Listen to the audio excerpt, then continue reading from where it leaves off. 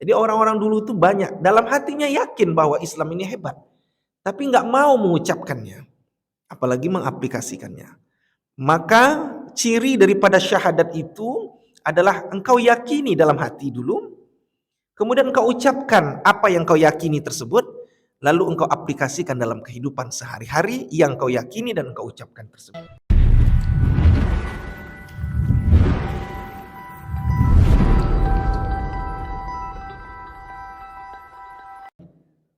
Kali ini kita akan kaji Sirah Nabawi tentang 3 pondasi dalam beragama.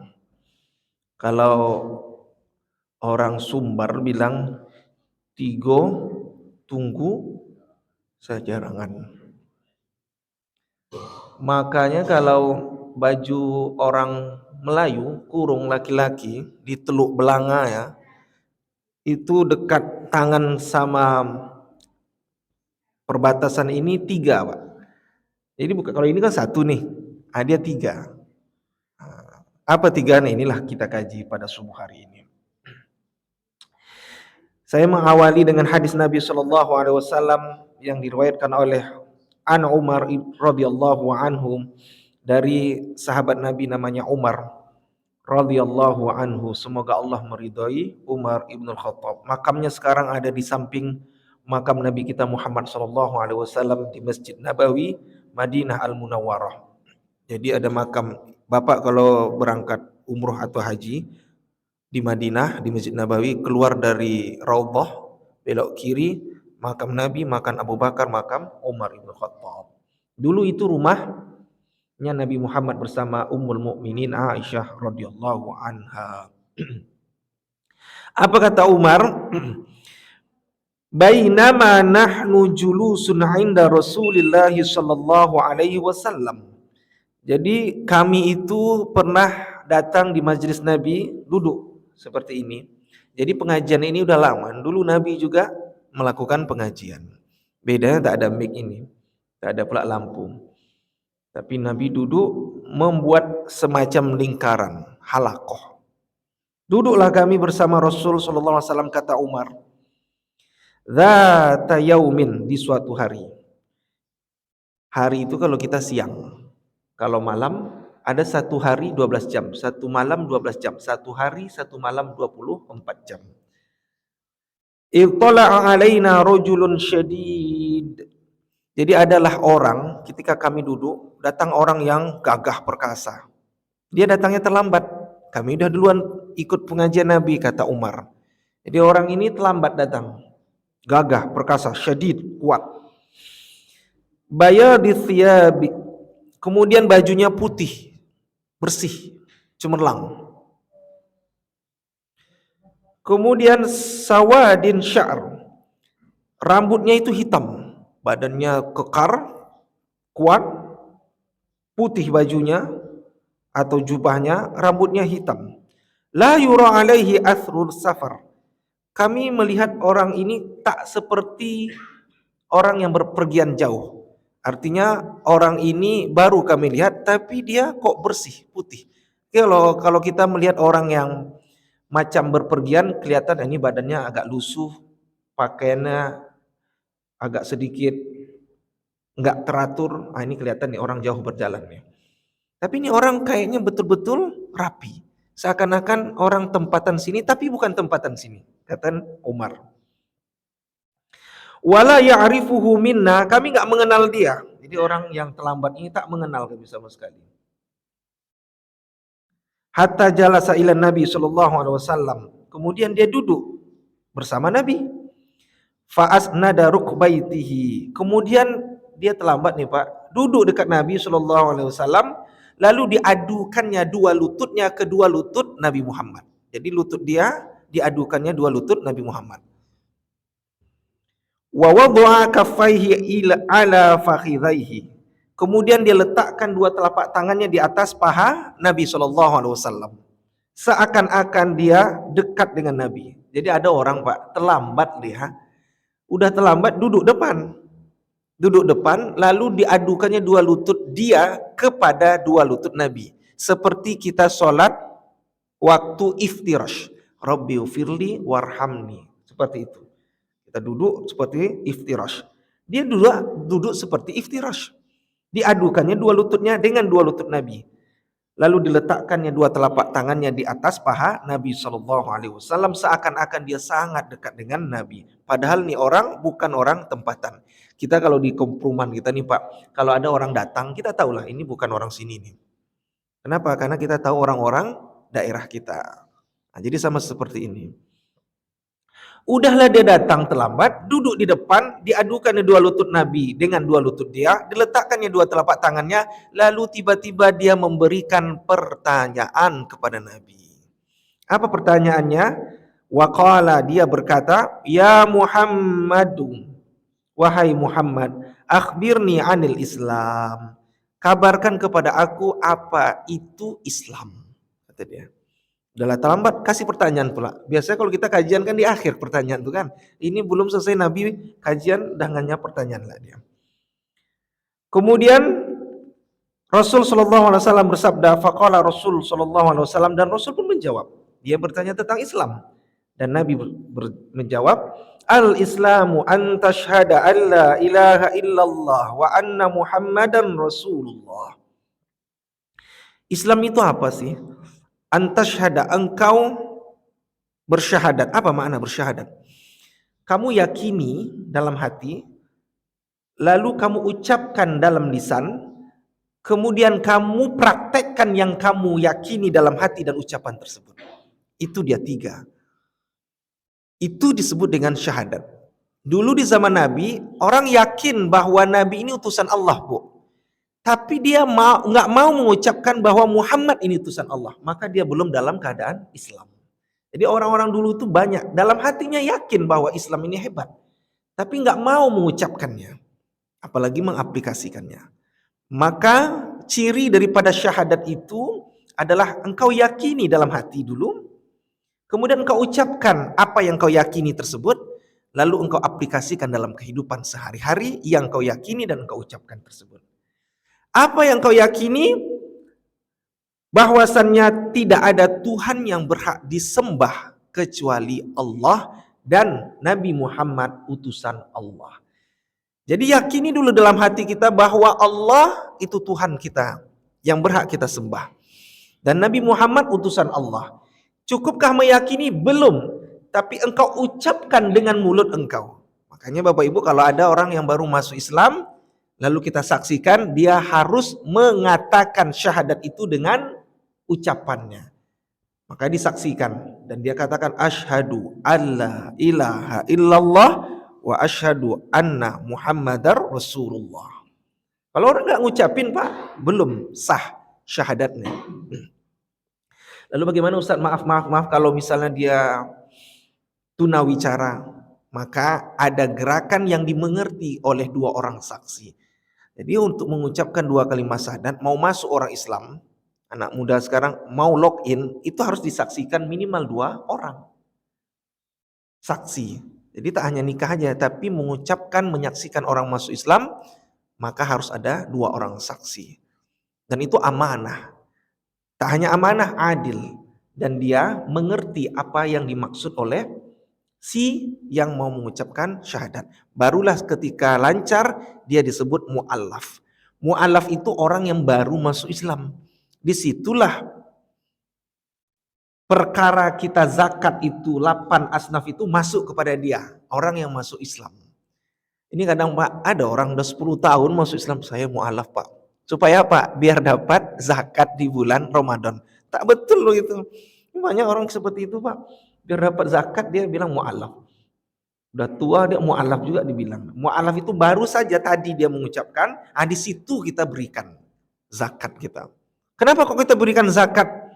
Karena supaya bekal dia untuk menguatkan keimanan dia beberapa hari kemudian, percaya bahwa Islam ini benar-benar agama yang dia yakini sebagai rahmat kepada seluruh alam ini. Begitu Pak. Lalu dia bertanya lagi, Ustadz gimana kalau seandainya mu'alaf itu orang kaya raya macam Daniel Mananta, amin, kan begitu kan, masuk Islam dia misalnya kan, orang kaya raya dia kan, lalu berhak nak dia menerima zakat yang kita berikan? Tetap kewajiban kita, karena 8 asnaf. Tapi perkara dia nggak mau menerima atau dia terima lalu dia berikan kepada yang lain, itu sudah terlepas hukum kita. Tapi yang jelas, innamas shadaqati, bahwa zakat yang kita miliki itu berikanlah kepada 8 asnaf. Fakir, miskin, mu'allaf, orang yang berjalan jauh, pulang tak ada bekal, orang yang hutang tak bisa lagi dia membayarkannya, dan seterusnya. Ada 8 asnaf. Itu baru disebut mu'allaf, barusan masuk Islam, mu'allaf. Jadi jangan lagi bilang 10 tahun masuk Islam, mu'allaf. Engkau itu dah muslim, dah selesai. Tak lagi mu'allaf, tapi muslim. Setelah engkau yakini bahwa Allah Tuhan, Nabi Muhammad utusan Allah, kau ucapkan, maka yang diyakini dan diucapkan diaplikasikannya, diterapkan dalam kehidupan sehari-hari. Apa yang kau terapkan? Ini dia. Wa tuqimas shalah. Jadi engkau menerapkan dan mendirikan ibadah salat. Salat. Berapa tahun lalu ada Ustadz kita, Ustadz Suwandi Aksi Indosiar itu kan, kami bergabung di grup Asatis Sunan Mustafa. Jadi dia pernahlah khutbah hari Jumat. Dilihatnya bapak itu lalu lalang, dia lagi khutbah. Tak sholat bapak itu, Bu. Selesai dia sholat Jumat, lalu ditanya ke pengurus, Pak pengurus, itu siapa Pak itu Pak? Saya lihat lalu lalang, tak sholat dia. Itulah Pak Ustadz, udah bebuih mulut kami ini dah, kata dia. Kami ajak dia sholat, tak mau sholat dia.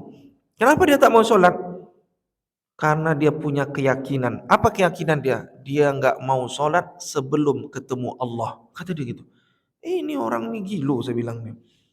Nggak mau sholat sebelum ketemu Allah. Bayangkan bapak ini kayak gitu yakinannya.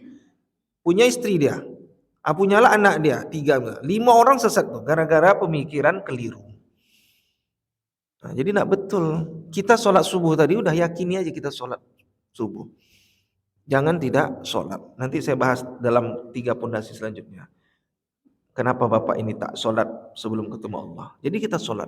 Maka di kampus itu Pak, anak-anak kita ini kan kelahiran 2000-an lah kan.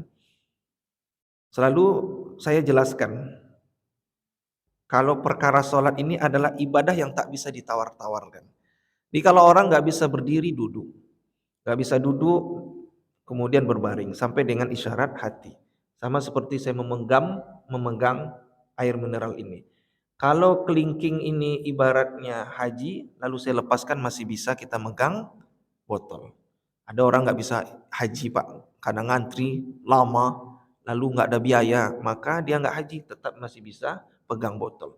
Ada orang misalnya jari manis ini ibarat zakat, ada orang tak bisa bayar zakat karena miskin betul ya, maka masih bisa kita pegang botol ini. Ada nggak orang nggak bisa zakat? Ada.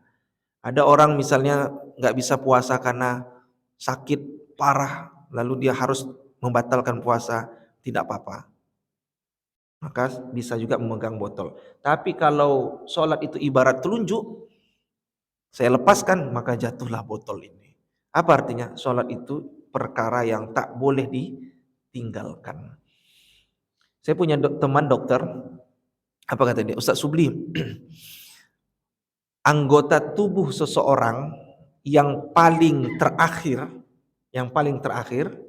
ketika orang di ruang ICU itu adalah telinga, kata dia. Jadi di dalam ruang ICU itu kan tit kan gitu loh. Dia masih hidup. Walaupun matanya tak terbuka, badannya tak bergerak, tapi telinganya ini masih berfungsi. Makanya ya Bapak, ketika ada orang sakaratul maut, kita disunnahkan untuk mentalkinkan si calon mayat ini. Di mana? Di telinga. Bukan di mulut. Pula mulut di mulut. Boleh. Di telinga. Kenapa? Betul kata orang kedokteran ini. Alat panca indera terakhir seseorang, kalau semuanya sudah low, sudah lemah, maka ada di telinga. Saya pernah lihat pasien, bapak-bapak, jamaah kita di ruang ICU. ICU itu I can see you. Aku nggak bisa lihat kamu. You can see, kamu juga nggak bisa lihat aku. Nah, itu dia maksudnya. Di ruang khusus. Masuknya itu harus pakai baju khusus pula, baju steril. Lalu saya keluar, anaknya datang. Ibu ya, anaknya datang. Di ruang ICU, berdua dia. Lalu anaknya ini mengucapkan sesuatu kalimat di dekat telinga ayahnya. Dia ucapkan. Ketika dia mengucapkan kalimat itu, saya menyaksikan Pak Bapak yang dalam keadaan koma ini, di ruang ICU ini, apa yang terjadi? Meleleh air matanya. Selesai, saya bilang sama bapaknya, anaknya, "Bang, apa yang abang bilang ke bapak? Di dekat telinga bapak, apa?" Lalu dibilangnya, "Ustadz, saya bilang, Pak, abang udah pulang, Pak." Ternyata anaknya ini kerjanya luar negeri. Tahu ayahnya sakit, belum sempat jenguk, kali inilah baru bisa jenguk. Pas jenguk baru dibisikkannya kalimat yang belakangan saya tahu, bahwa Pak, abang udah pulang, artinya udah sampai di Pekanbaru. Mendengar itu meleleh air mata bapaknya. Artinya rindu bapaknya ini melihat anaknya yang sudah kembali ke Pekanbaru. Jadi betul, alat indera terakhir seorang itu di telinga. Jadi Bapak Ibu yang Allah muliakan, bagaimana kalau seandainya ada orang di ruang ICU? Apakah kita juga ingatkan dia sholat? Ya. Makanya Ibu Bapak, saya kalau di RSUD Arifin Ahmad ada pengurus tuh bilang, "Ustadz, ceramahlah dengan pasien." Saya bilang, kalau ceramah dengan pasien itu gawenya ranahnya dokter. Saya bilang, saya nggak mau, paling saya doakan, motivasi. Terus Ustadz, ke siapa ceramahnya? Ke penunggu pasien, saya bilang. Karena banyak orang menunggu pasien, main handphonenya kerja. Ayah maknya ngok-ngok, enggak paham dia tuh, enggak dipanggilnya suster, main handphone dia. Jadi Bapak Ibu, kalau kita yang menunggu pasien, kita nih, lalu pasien lagi sakit parah. Misal dia nggak bisa ke kamar mandi, maka kita berkewajiban, yang menunggu berkewajiban untuk mengingatkan pasien ini untuk sholat, Pak. Kenapa? Karena ibadah sholat itu ibadah yang tak bisa ditawar-tawarkan. Nggak bisa si pasien ini berdiri, duduk dia. Tak bisa duduk dia, berbaring dia. Sampai dengan isyarat mata dan hati. Itu dia Pak. Harus kita ingatkan. Bagaimana caranya Ustadz, ibu kami misalnya sudah terbaring di atas kasur. Pakai alat selang. Nggak bisa makan pakai mulut lagi, udah pakai di dalam hidung. Kemudian dia ketika buang air nggak bisa lagi di kamar mandi. Maka dia pakai pempes atau pakai alat yang lain. Biasanya pakai pempes lebih mudah dan praktis. Bagaimana sholatnya? Tetap kita ingatkan. Gimana caranya? Nih kita penunggu. Lalu mak kita lagi sakit. Lalu kita bilangkan jam 2 siang atau jam 1. Berarti sudah masuk zuhur. Kita bilang, "Mak, kita sholat lagi yuk. Udah waktu zuhur nih." Dalam keadaan terbaring parah ya Bu ya. Nggak bisa lagi berjalan dia. Maka kita tayamumkan ibu kita. Kita lihat debu yang halus. Debu yang halus. Jangan pula debu yang tebal. Makin parah pasien kau nanti. Debu halus. Izin ya mak. Abang letakkan di muka. Letakkan di muka. Habis itu ambil lagi. Letakkan 2 telapak tangan. Kalau pakai selang bius, syarat aja. Dah selesai. Lalu kita bilang, baca niat ya mak ya. Apa niatnya? Pakai bahasa Indonesia aja. Sengaja aku sholat fardul zuhur 2 rakaat. Boleh 2 rakaat. Karena dia rukhsah. Dia diberikan keringanan oleh Allah. Sengaja aku sholat zuhur. Jika benar-benar pasiennya sudah lemah betul ya Bu ya. Nggak bisa berjalan. Sengaja aku sholat fardul zuhur 2 rakaat. Jamak takdim qashar di waktu zuhur. Karena jam 1 dia sholat. Karena Allah Ta'ala. Goyang-goyang bibirnya. Ada sholat dia tuh. Udah tinggalkan aja 2 menit, 3 menit selesai.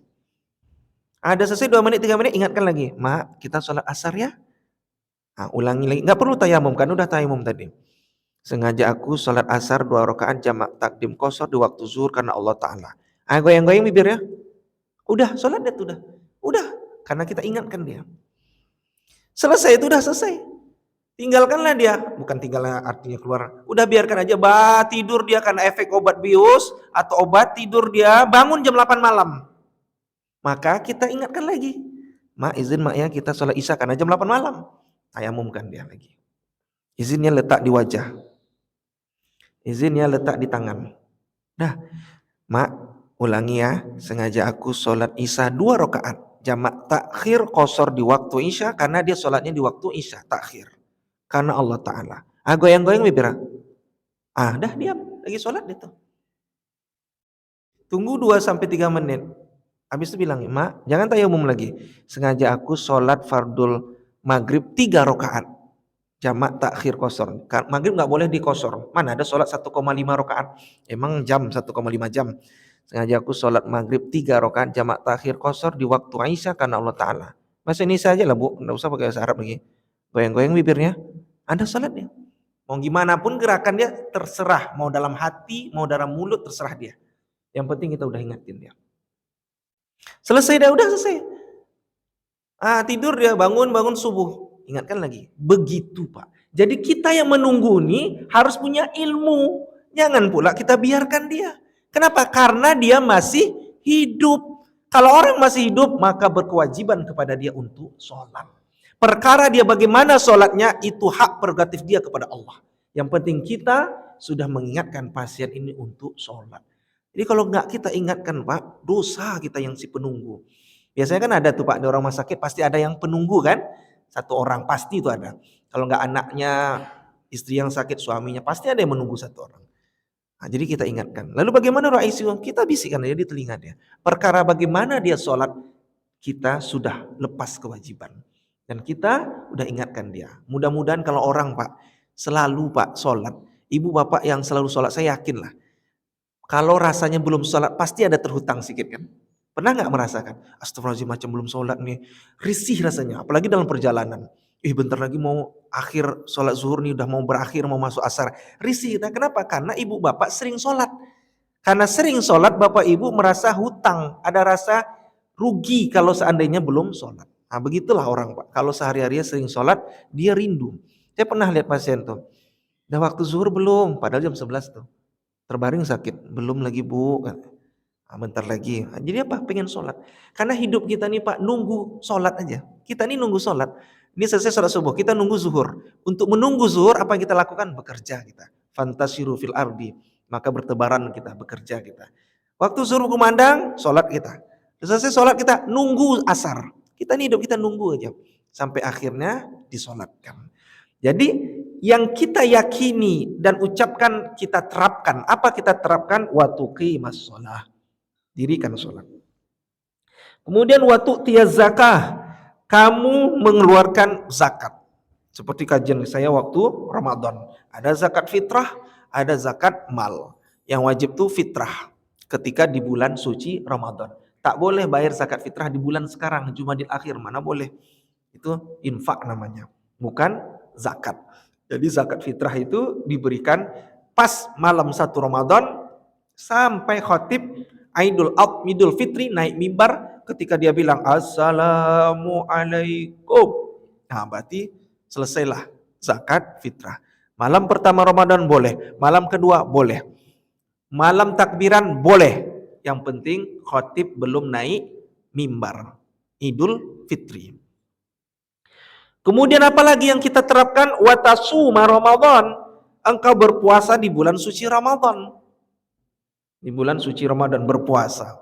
Ada yang 29, ada 30. Pokoknya kalau enggak 29, 30. Ada Ustaz di 27. Itu sesat namanya itu. Mana ada puasa 27 kali, 20 hari, 27. Atau Ustaz 31. Itu mah lebih-lebih namanya itu. Lebay betul ya 31. Jadi kalau enggak 29, 30. Kalender Islam ini 29, 30. Beda dengan kalender Masehi. Kalender Masehi tak jelas. Ada 30, 31, ada 29, ada pula 28. Februari itu biasa 28. Jadi kalau Bapak Ibu lahir tanggal 28 Februari, maka ulang tahunnya 4 tahun sekali. 28. Nah, ada 31. Tapi kalau Islam, kalender Islam kalau enggak 29, 30. Jadi kau puasa di bulan suci Ramadan. Wa tuhajjul bait. Kemudian engkau melaksanakan haji, ini stata'ta ilaihi sabila. Sekali lagi, ini stata'ta, jika engkau mampu. Makanya kalau orang haji ada pemeriksaan terakhir namanya pemeriksaan istito'ah. Istito'ah itu diperiksa di dinas kesehatan. Layak enggak Bapak ini berangkat? Ini kadang orang Pak layak diberangkatkannya. Sampai di Mekah petugas haji yang kerepotan. Tak pernah sholat. Tak pernah pergi ke Baitullah. Di hotel aja. Waktu saya tahun lalu jadi petugas, Bapak ini diloloskan pula sama dinas kesehatan. Dinas kesehatan tuh pergi pula dia berangkat haji. Dibilangnya, Maaf ya kami loloskan bapak ini. Nggak pernah sholat di Ka'bah, nggak pernah. Kasihan pula bapak ini jadinya kan.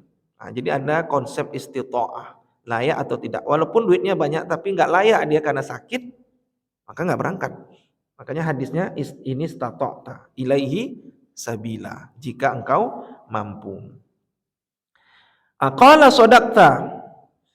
Lalu orang yang bertanya ini tadi kan dia bilang, kabarkan kepada aku apa itu Islam. Lalu dijawab Nabi, Islam itu engkau bersyahadat kepada Allah, engkau berpuasa, engkau menunaikan sholat, engkau berzakat, engkau berpuasa dan menunaikan ibadah haji bagi yang mampu. Lalu yang bertanya ini dia bilang sodakta, sodakta. Jadi ada orang dia bertanya, lalu udah dijawab, dibilangnya 100 buat engkau. Kayak gitulah kurang lebih. Ini kan ini keterlaluan nih, menguji orang nih. Jadi ada jamaah itu kadang bertanya itu memang betul-betul tak tahu. Yang kedua, memang betul-betul menguji ustaz tuh. Saya pernah ketemu jamaah tuh, memang dah tahu jawabannya, diuji. Nah, ini orang uji ini. Saya balaskan lagi kalau orang seperti itu. Sampai terdiam dia. Jadi dia bilang betul engkau, betul engkau. Fa'ajibna lahu. Kemudian si orang ini bertanya lagi. Fa'ajibna lahu yas'aluhu wa yasudduku. Kemudian Umar dan kawan-kawan itu kaget. Nih orang bertanya, lalu dia benarkan lagi. Siapalah orang ini, kata Umar. Lalu dia kasih pertanyaan kedua. Apa pertanyaan kedua? Qala fa akhbirni 'anil iman. Ya Muhammad, kasih tahu kepada aku apa itu iman. Jadi ada Islam, ada iman. Inilah 3 tunggu saja Rian. Iman. Apa itu iman? Qala antu'mina, Nabi bersabda. Antu'mina billah, engkau mengimani bahwa Allah Tuhan yang berhak disembah. Wa malaikati, engkau mengimani juga ada para malaikat Allah. Malaikat itu makhluk yang paling banyak. Itu dia malaikat. Wa kutubihi, dan engkau mengimani kitab-kitabnya Allah. Zabur zaman Nabi Daud, Taurah zaman Nabi Musa, Injil zaman Nabi Isa. 3 kitab ini disebut dengan kitab samawi. Kitab samawi, kitab yang diturunkan Allah Subhanahu wa taala. Jadi tidak ada agama samawi, adanya kitab samawi. Karena Zabur, Injil, Taurah semuanya mengesahkan Allah. Jadi tak betul. Ada orang bilang Taurah, Injil itu mengesahkan agama atau Tuhan itu. Enggak betul begitu. Ya. Injil, Taurah, Zabur mengesahkan Allah Subhanahu wa taala. Tapi kitab itu sudah Allah angkat kembali ke langit. Maka Quran menyempurnakan kitab tersebut. Kitab 4. Wa rusulihi, dan engkau meyakini bahwa ada rasul-rasul Allah. Wal yaumil akhir, dan engkau meyakini adanya hari akhir atau hari kiamat. Wa tu'mina bil qadari khairihi wa syarrihi. Kemudian engkau mengimani juga ketentuan Allah yang baik dan buruk. Jadi Pak, kita ketentuan Allah yang baik dan buruk itu juga kita imani. Ada pemahaman sekarang namanya Qadariyah, ada Jabariyah. Qadariyah itu apa? Qadariyah itu begini Bu. Qadariyah, udahlah aku nggak mau bekerja. Kenapa? Kan sudah tertulis di Lauhil Mahfuz. Jadi dia nggak mau bekerja Pak. Dia pasrah hidup dia. Ini Qadariyah. Dia nggak mau bekerja karena apa? Karena dia yakini bahwa semua rezeki ini sudah Allah tetapkan. Ini Qadariyah. Lawan dari Qadariyah itu Jabariyah. Jabariyah lain pula. Dia bekerja dapat duit, dia nggak libatkan Allah. Dia bilang bahwa duit yang aku dapatkan ini atas usaha aku. Itu Jabariyah. Lawan Qadariyah. Aku hebat, aku sukses karena aku kuliah, bersungguh-sungguh tekun. Nggak ada urusannya Allah itu, kata dia. Aku jadi orang hebat ini karena keuletan aku. Aku kaya karena memang aku berbisnis secara mandiri. Nah itu Jabariyah. Kita itu pertengahan ahli sunnah wal jamaah. Apa dia? Kita bekerja lalu dapat rezeki, maka kita katakan rezeki ini atas ikhtiar kita. Dan Allah yang memberikan rezeki. Nah itu dia yang betul. Jangan pula nggak mau bekerja, nyebrang di jalan. Kalau udah ditetapkan aku ditabrak, ditabrak. Kalau nggak ditetapkan, nggak ditabrak. Nggak betul begitu. Kita menyeberang jalan, hati-hati. Hati-hati itu ikhtiar. Hati-hati, kita lihat kiri kanan kosong, baru kita nyebrang. Nah itu kita tuh. Kalau udah Qadariyah enggak, aku jalan aja lah. Kalau ditabrak, ya udah berarti sudah tertulis di Lauhil Mahfuz sebelum ada bumi ini. Tak betul begitu. Nah, itu dia. Kau mengimani juga ketentuan Allah yang baik dan buruk. Termasuk juga ketika ada perkara yang buruk. Contoh, dapat musibah, suami meninggal, istri meninggal, maka katakan, ya Allah, ini adalah ketentuan Engkau, ya Allah. Kita serahkan kepada Allah. Karena inna lillahi wa inna ilaihi rajiun. Kita ini milik Allah. Ada perkara apapun yang buruk menimpa kita, kita katakan, hilang duit, ya Allah, mungkin ini cara Engkau, ya Allah, untuk mensucikan, membersihkan hartaku. Udah tawakal sama Allah. Kemudian setelah Nabi menjawab begitu, qala shadaqta, dia bilang, engkau betul juga. Nah, ini udah dijawab Nabi, dia bilang, betul kata dia. Qala fa akhbirni 'anil ihsan. Kemudian yang ketiga, setelah Islam, iman, nah ini dia ketiga. Kasih tahu kepada aku apa itu ihsan. Ihsan, aduh nama Pak Ihsan nih. Nah, ini maksud istilah ihsan. Apa katanya? Qala an ta'budallaha ka'annaka tarah fa in lam takun tarah fa innahu yarak. Jadi ihsan itu engkau menyembah Allah. Tadi kita sholat, engkau menyembah Allah seakan-akan engkau melihat Allah, seakan-akan seperti laksana engkau melihat Allah.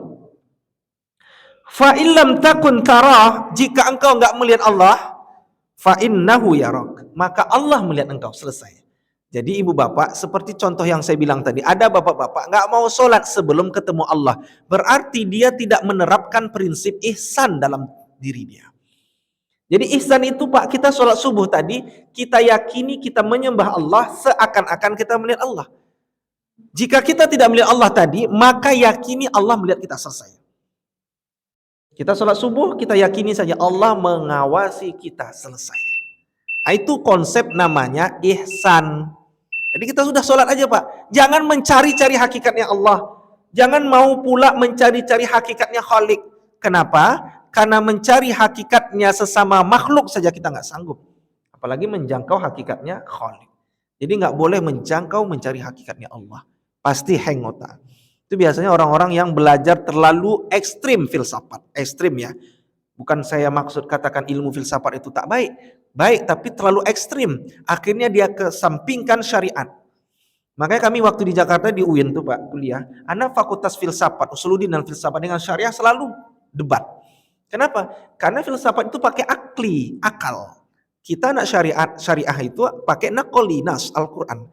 Jadi selalu bentrok. Dia pakai akal, kami pakai syariat atau pakai dalil. Contoh, saya menyaksikan dengan mata kepala saya, teman saya pakai akal. Apa akalnya? Dia meyakini menafsirkan ayat Allah wa aqimis sholata lidzikri, dan dirikanlah sholat untuk mengingatku. Ingat aja Allah begini, ada sholat dia. Ini tak betul. Orang sholat maka ada rangkaian yang harus dia lakukan. Apa dia? Diawali takbiratul ihram, diakhiri dengan salam. Kita debat sama dia, dia katakan, Subli coba engkau cari 114 surah, 6.666 ayat, 30 juz. Ada nggak sholat itu diawali takbiratul ihram, diakhiri dengan salam? Bingung kita kan?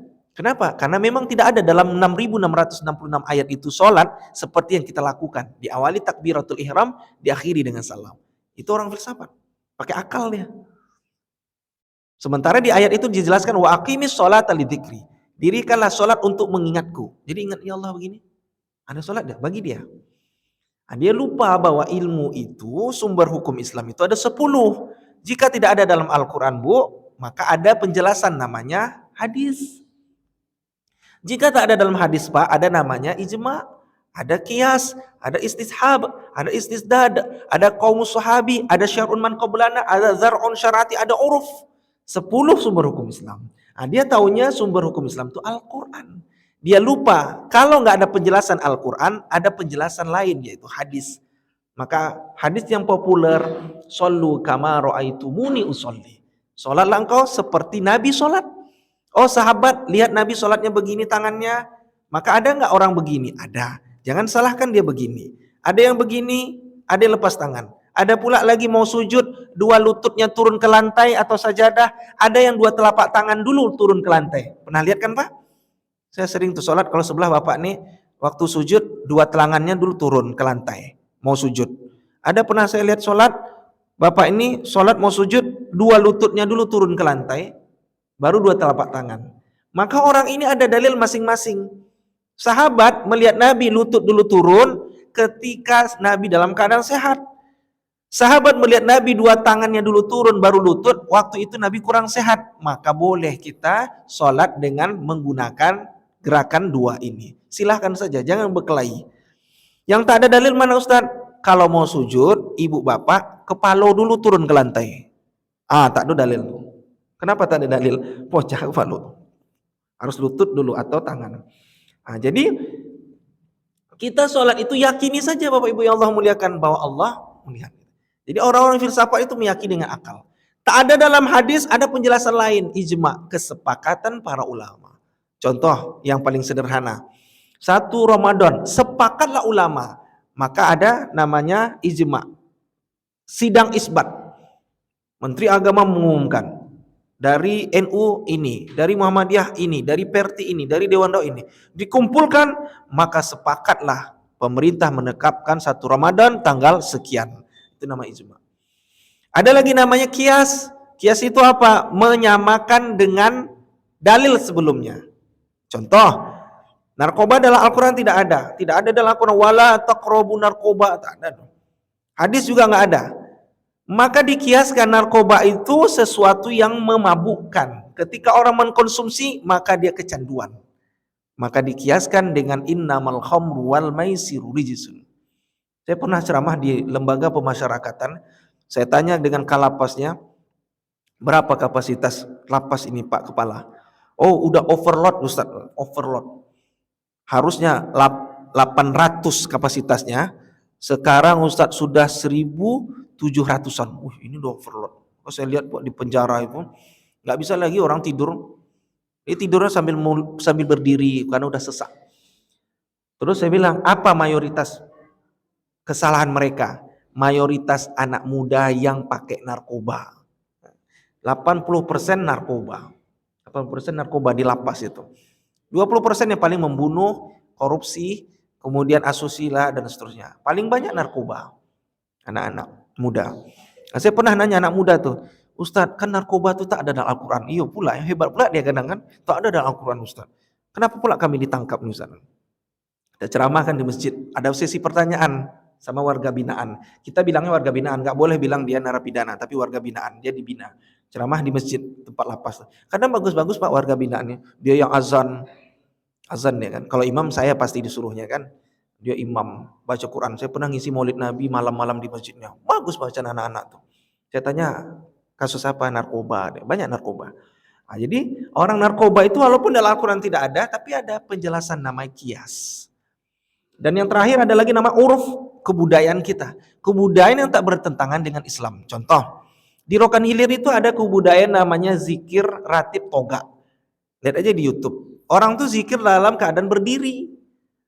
Itu kalau di zoom dari atas kameranya, itu kelihatan cantik macam bunga matahari. Kecup, mengembang, kecup, mengembang. Itu uruf kebudayaan kita. Dan itu tak bertentangan. Jangan pula dibilang bid'ah. Kenapa? Karena Al-Qur'annya ada. Apa kata Allah? Alladzina yadhkurunallaha qiyaman wa qu'uda.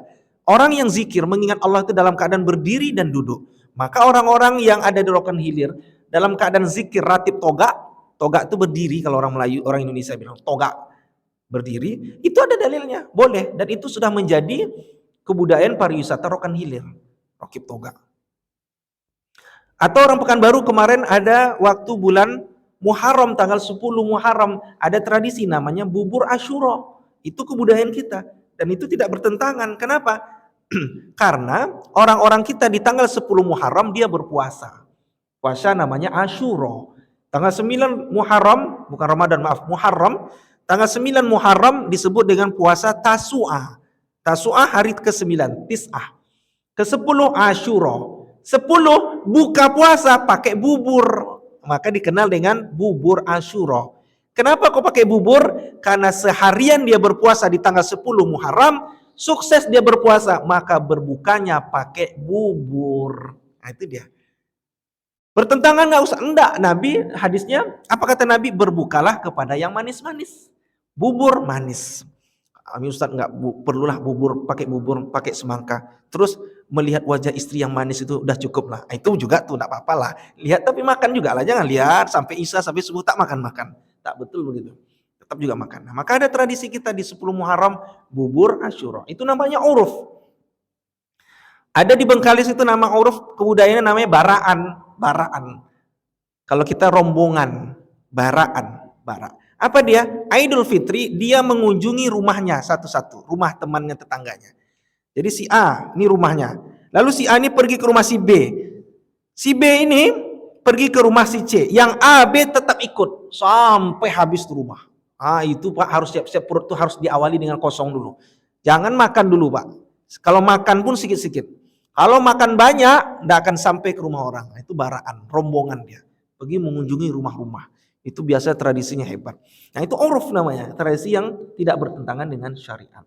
Jadi itu dia.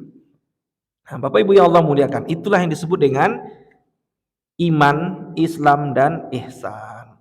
Kemudian apalagi? Kemudian orang ini mengatakan bahwa sodakta, engkau betul. Engkau betul. Jadi Bapak Ibu yang Allah muliakan, 3 pondasi inilah harus kita pegang teguh. Dan ini saling mengaitkan satu dengan yang lainnya. Jangan tidak mengaitkan. Itu saja Bapak Ibu yang Allah muliakan. Terima kasih. Mudah-mudahan bermanfaat. Kita tutup dengan subhanakallahumma wa bihamdika asyhadu an la ilaha illa anta astaghfiruka wa atubu ilaik. Mohon maaf. Wassalamualaikum warahmatullahi wabarakatuh.